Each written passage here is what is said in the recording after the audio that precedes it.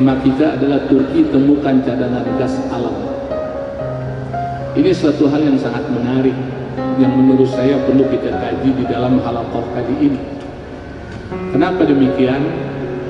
Dari informasi yang saya terima, sebelum ditemukan cadangan gas alam ini, pemerintah Turki sudah bekerja sama dengan salah satu perusahaan minyak internasional. Saya tidak perlu sebut nama negaranya. Dana sudah dikeluarkan, pengoboran sudah dilakukan oleh pengusaha pengoboran minyak dari luar negeri tersebut. Dikatakan nggak ada hasilnya. Jadi apa yang kita kerjakan selama ini untuk mencari cadangan gas alam, kita tidak menemukan. Akhirnya proyek tersebut ditutup. Akan tetapi ketika pemerintah Turki melakukan pengoboran sendiri, ditambah lagi, alhamdulillah, ini juga perlu saya sampaikan, ada warga negara Indonesia berpartisipasi, ikut serta di dalam misi pengoboran tersebut. Dengan izin Allah Subhanahu wa Ta'ala, ditemukan cadangan gas alam yang kalau dihitung-hitung jumlahnya itu sangat spektakuler. Dan pemerintah Turki nggak tanggung-tanggung melalui presidennya itu mengumumkan kepada rakyatnya berita gembira ini.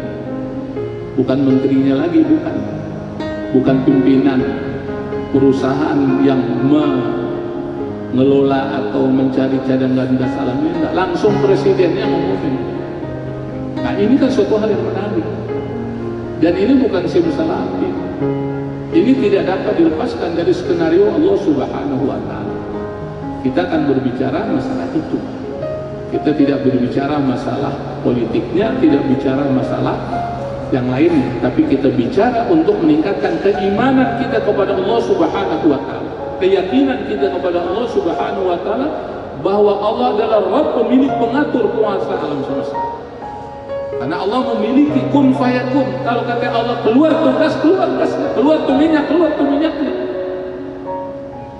Tinggal masalahnya adalah sejauh mana umat manusia, suatu negeri mendekatkan diri kepada Allah. Itu aja masalahnya. Kadang-kadang kan ada orang nggak yakin sama Allah. Dia percaya bahwa Tuhan itu ada, tapi dia nggak yakin Allah itu maha kuasa, Allah maha perkasa, Allah memiliki semuanya. Nah, kalau kita nggak sampaikan contoh-contoh kayak begini, orang makin ngambang aja keimanannya. Tapi mudah-mudahan dengan kajian ini kita makin yakin sama Allah Subhanahu wa Ta'ala. Saya yakin semua yang hadir sini udah punya iman. Yang mengikuti acara halaqah subuh ini udah punya iman. Cuman bagaimana iman kita itu kita tingkatkan. Dengan kita meningkatkan iman kita, takwa kita, nanti Allah akan bantu kita, Allah akan tolong kita. Nah, inilah pentingnya kita ngaji. Nah, sekarang kita lihat ayatnya. Kita lihat dalam surat Al-A'raf ayat 96. Kebaca kan? Kita akan baca sebagaimana biasanya kajian kita. Saya akan bacakan terlebih dahulu dan Anda bisa ikuti, yang di rumah yang mengikuti kajian ini bisa ikuti. Sehingga satu huruf yang kita baca itu 10 kebaikan Allah berikan pahala kepada kita. Jadi kita mendapatkan kebaikan di pagi yang cerah ini, sebelum matahari terbit, burung-burung berkicau, kita udah dapat pahala dari Allah, udah dapat kebaikan dari Allah Subhanahu wa Ta'ala. Dan ini modal kita, khususnya di hari ini. Orang kalau punya kebaikan, dia percaya diri, Pak. Dia mau ngajar, dia mau ke pasar, dia mencari nafkah, membanting tulang, menguras keringat, percaya diri dia. Tapi kalau keburukannya Allah buka,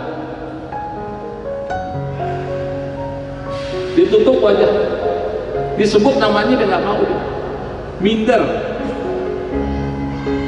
Makanya kita harus banyak kebaikan. Caranya gimana? Dekati Allah Subhanahu wa Ta'ala sebagai sumber kebaikan. Tuhan yang memberikan kebaikan. A'udzu billahi minasy syaithanir rajim. Bismillahirrahmanirrahim. Walau anna ahlal qura لفتحنا عليهم بركات من السماء والأرض ولكن كذبوا فأخذناهم بما Jadi Allah Subhanahu wa taala 14 abad yang lampau sudah berfirman, dan firman ini Allah turunkan kepada Nabi besar Muhammad SAW, dan Nabi Muhammad SAW sampaikan kepada sahabat, sahabat menyampaikan kepada tabi'in, tabi'in terus menyampaikan sampai saat ini terus dibaca oleh kaum muslimin. Dan alhamdulillah di majelis yang mulia ini kita baca ayat ini. Dan sekiranya penduduk negeri beriman dan bertakwa, sekiranya penduduk negeri beriman dan bertakwa, dia percaya sama Allah, dia percaya kepada Al-Quran, dia percaya kepada Nabi Muhammad SAW, dia percaya kepada malaikat, dia percaya kepada rukun iman yang lainnya, dia percaya bukan sekedar lisan, tapi dia yakin dengan seyakin-yakin. Kemudian bertakwa, dia tingkatkan keimanan itu dengan takwa, dengan melakukan perintah Allah Subhanahu wa taala. Ibadah dia kerjakan, puasa dia lakukan, aktivitas yang lain kebaikan dikerjakan, sehingga imannya meningkat menjadi takwa. Kata Allah Subhanahu wa taala, la fatahna alaihim barakatim minas samai wal ardh. Pasti kami akan melimpahkan kepada mereka berkah dari langit dan bumi. Jadi apa yang Allah turunkan dari langit berkah, apa yang Allah keluarkan dari dalam bumi berkah. Ini janji Allah Subhanahu wa taala. Tetapi ternyata mereka mendustakan ayat-ayat kami. Ada juga orang ngaku beriman, ngaku Islam, dia dustakan ayat Allah Subhanahu wa taala. Bahkan ada yang melecehkan ayat Allah Subhanahu wa taala. Dia hina ayat Allah Subhanahu wa taala. Dia tidak yakin dengan sepenuh hati ayat Allah Subhanahu wa taala.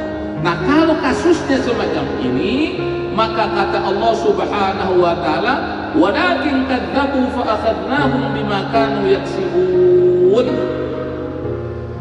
Tetapi ternyata mereka mendustakan ayat-ayat kami, maka kami siksa mereka sesuai dengan apa yang telah mereka kerjakan. Walaupun secara zahir di negeri tersebut secara sumber daya alamnya ada, lautnya ada, gunungnya ada, emasnya ada, airnya ada, semuanya ada. Tapi penduduk negerinya tidak merasa bahagia. Penduduk negerinya tidak merasakan manfaat dari apa yang ada. Kenapa? Karena penduduk negeri itu, siapapun mereka, apapun statusnya, dia tidak beriman kepada Allah Subhanahu wa taala dengan sebenar-benarnya iman.